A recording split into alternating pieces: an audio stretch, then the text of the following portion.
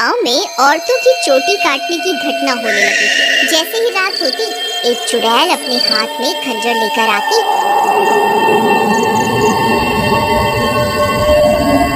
और जो भी औरत उसे सोती हुई मिलती, वह चुड़ैल उसकी चोटी काट कर वहां से चली जाती। किसी को ये समझ नहीं आ रहा था कि ऐसा क्यों हो रहा है। फिर एक दिन, अरे भगवान, अपने बालों को छुपा कर रखो। पूरे गांव में चोटी काटने की घटना बढ़ती ही जा रही है। कहीं उस चुड़ैल की नजर तुम्हारे लंबे बालों पे चली गई तो वो तुम्हारी चोटी काट कर ले जाएगी। अजी, आपको घबराने की कोई जरूरत नहीं है। किसी चुड़ैल की इतनी हिम्मत कहाँ कि वो मेरी चोटी को हाथ भी लगा सके। अच्छा, ये बात है। जैसी तुम्हारी मर्जी। मेरा काम था तुम्हें होशियार करना। अगर चोटी कट गई तो फिर मेरे पास रोते हुए मत आना। इतना बोलकर भीमा वहां से चला जाता है। फिर रात होने पर वह चोटी काटने वाली चुड़ैल फिर से गांव में आती है। वह अपने शिकार को इधर उधर ढूंढ रही होती है। तभी उसे एक घर की खिड़की से एक औरत सोती हुई दिखाई देती है। वह चुड़ैल उस घर में घुस जाती है और उस औरत की चोटी काट लेती है। जैसे ही औरत की चोटी कटती है, उसकी नींद खुल जाती है। हे भगवान, ये चुड़ैल अंदर कैसे आ गई? हाय, मेरी चोटी कहाँ गई? अरे मर गई रे, इसने तो मेरी चोटी काट ली। तभी वह चुड़ैल उसकी चोटी को लेकर वहां से उड़ जाती है। तभी वह औरत उसका पीछा करती है, लेकिन वह चुड़ैल अंधेरे में कहीं गायब हो जाती है। तभी उसका पति भी उसके पीछे पीछे वहां आ जाता है। क्या हुआ मीना, तुम अचानक इतनी रात को यहाँ क्यों भाग कर आ गई? देखिए ना, इस चुड़ैल ने मेरी चोटी ही काट दी और ना जाने अंधेरे में कहाँ गायब हो गई है। हे भगवान, ये क्या हो गया? तुम तो ठीक हो ना? उसने तुम्हें तो कोई नुकसान नहीं पहुँचाया ना? फिर वे दोनों उदास मन से वापस अपने घर आ जाते हैं।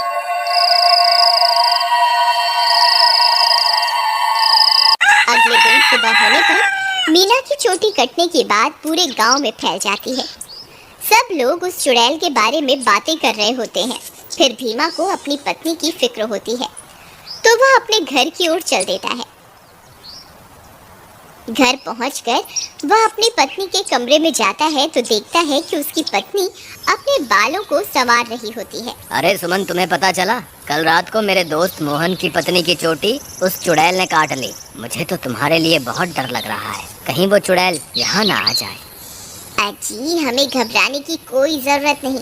आप डरिए मत, मुझे कुछ नहीं होगा। सुमन, तुम्हारे बाल तो दिन ब दिन लंबे ही होते जा रहे हैं। पहले तो ये इतनी तेजी से नहीं बढ़ रहे थे, ये अचानक से इन्हें क्या हो गया? अजी, मैं अब अपने बालों की कुछ ज्यादा ही देखभाल कर रही हूँ ना, इसलिए। ठीक है ठीक है, तुम अपना ख्याल रखा करो।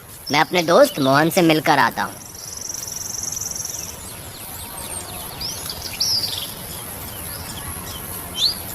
अरे भाई मोहन, तुम कैसे हो?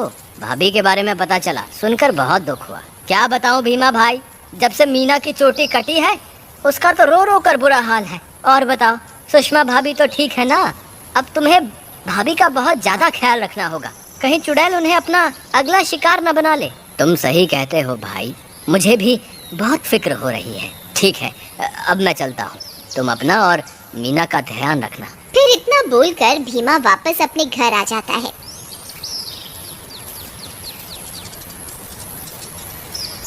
रात होने पर भीमा सो रहा होता है। अचानक उसे चीख सुनाई देती है। उसकी नींद खुल जाती है। वह इधर उधर देखने लगता है। सुमन कमरे में नहीं होती। वह बहुत डर जाता है। सुमन, कहाँ हो तुम? सुमन, कहाँ हो तुम? अरे, मैं तो लुट गई, बर्बाद हो गई। ये चुड़ैल तो मेरी चोटी काट कर ले गई। हाय, मैं तो लुट गई। अरे, ये किसकी आवाज है? लगता है चुड़ैल ने फिर से किसी औरत पर हमला कर दिया है। मुझे बाहर जाकर देखना होगा। फिर वह भागकर बाहर जाता है और देखता है कि बाहर कुछ गांव वाले खड़े होते हैं। वह उनके पास जाता है। क्या हुआ भाई? ये चीख पुकार कैसे थी? क्या हुआ? सब ठीक तो है ना? नहीं भाई, अभी अभी चुड़ैल इस बेचारी की चोटी काटकर अंधेरे में गायब हो गई। हे भगवान, सुमन तुम कहाँ हो? मुझे वापस घर जाना चाहिए। फिर वह वापस अपने घर की ओर दौड़ पड़ता है। जब वो घर पहुंचता है तो देखता है कि सुमन अपने बालों को सहला रही होती है। वह उसे देखकर हैरान हो जाता है। सुमन, तुम कहाँ चली गई थी? तुम्हें पता है अभी चुड़ैल ने फिर से किसी की चोटी काटी। क्या तुम्हें बिल्कुल भी डर नहीं लग रहा? सुमन उसकी बातों को अनसुना कर देती है और खुशी खुशी अपने बालों को सहलाती रहती है। सुमन के बाल अब और भी लंबे हो चुके होते हैं। ये क्या सुमन, तुम्हारे बाल तो एक दिन में ही इतने लंबे हो गए, ये कैसे हो सकता है? भीमा सुमन के बाल देखकर घबरा जाता है। उसे समझ नहीं आता कि आखिर ये सब चल क्या रहा है। फिर अगले दिन सुमन के बालों की लंबाई की चर्चा पूरे गांव में फैल जाती है। सब लोग उसके बालों के बारे में बातें कर रहे होते हैं। अरे भाई, जब जब चुड़ैल किसी की चोटी काटती है तब तब भीमा की पत्नी के बालों की लंबाई बढ़ जाती है। मुझे तो लगता है भीमा की पत्नी ही चोटी काटने वाली चुड़ैल है। भीमा उन सारे गांव वालों की बातें सुन रहा होता है। उसे कुछ समझ नहीं आता कि वह अब क्या करे। फिर वह अपने दोस्त मोहन के पास मदद मांगने जाता है। मोहन भाई, मुझे लगता है सुमन ही चुड़ैल है जो गांव में सबकी चोटी काट रही है। तुम ऐसा क्यों कह रहे हो भाई? भाई, जब जब किसी की चोटी कटती है तब तब सुमन की बालों की लंबाई बढ़ जाती है। और कल जब चुड़ैल का हमला हुआ तब सुमन अपने बिस्तर पर भी नहीं थी, फिर अचानक पता नहीं कहां से आ गई। अगर ऐसा है तो हमें कुछ ना कुछ करना होगा। तुम आज रात को सोने का नाटक करना, फिर जैसे ही भाभी घर से निकले तुम उसका पीछा करना, तब दूध का दूध और पानी का पानी हो जाएगा। मोहन भाई, तुम भी मेरे साथ मेरे घर चलो, तुम वहीं छुप जाना, फिर हम इसे रंगे हाथों पकड़ेंगे। ठीक है, चलो फिर।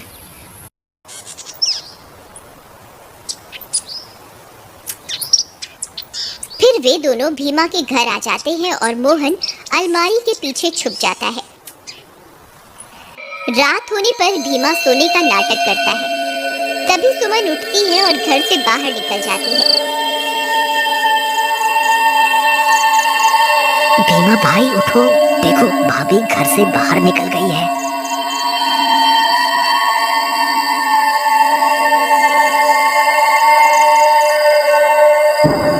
सुमन थोड़ी दूर जाते ही चुड़ैल में बदल जाती है और अपने शिकार की तलाश करने लगती है। भीमा और मोहन की आंखें फटी की फटी रह जाती हैं। भीमा भाई, तुम्हारा शक सही निकला, तुम्हारी बीवी तो चुड़ैल निकली। मोहन भाई, अब क्या करें? ये जरूर अपने शिकार की तलाश में निकली होगी। अगर हमने इसे नहीं रोका तो आज ये फिर से किसी की चोटी काट लेगी। लेकिन भीमा भाई, भाभी सबकी चोटियां क्यों काट रही है? मुझे क्या पता भाई, जब तो अपनी भाभी से मिलेगा तो पूछ लियो। चलो इसका पीछा करते हैं। थोड़ी दूर उसका पीछा करने पर चुड़ैल एक जगह पर रुक जाती है। फिर वह इधर उधर अपने शिकार की तलाश करने लगती है। तभी चुड़ैल की नजर एक घर पर पड़ती है और वह उस घर में घुस जाती है। वहाँ उसे एक औरत सोती हुई दिखाई देती है। भीमा भाई, भाभी तो एक घर में घुस गई, अब क्या करें? अरे बेवकूफ, ये भाभी भाभी क्या लगा रखा है? इस वक्त वो तेरी भाभी नहीं है, वो एक चुड़ैल है। चलो हम भी इसके पीछे चलते हैं। अरे वाह, इसके बाल तो बहुत लंबे हैं। आज इसे ही अपना शिकार बनाऊंगी। तभी भीमा और मोहन वहाँ पहुँच जाते हैं। रुक जाओ भाभी, मैं आपको ऐसा नहीं करने दूंगा। ए चुड़ैल, वहीं के वहीं रुक जा, नहीं तो तुझे जान से मार देंगे। देखो सुमन, तुम ये ठीक नहीं कर रही हो, तुम्हें अभी के अभी ये सब रोकना होगा। ए मूर्ख इंसान, मैं कोई तेरी सुमन नहीं हूँ, मैं एक चुड़ैल हूँ। बस मुझे थोड़ी और बालों की जरूरत है, फिर मैं महाशक्तिशाली बन जाऊंगी। फिर हर तरफ सिर्फ मेरा ही राज होगा। भीमा भाई, तुम इसे बातों में उलझाओ, मैं पीछे से जाकर इसकी चोटी काट दूंगा। फिर भीमा चुड़ैल को अपनी बातों में उलझाता है। तभी मोहन चुपके से चुड़ैल के पीछे पहुंच जाता है और उसकी चोटी काट देता है। अरे मर गई रे, ये तूने क्या कर दिया?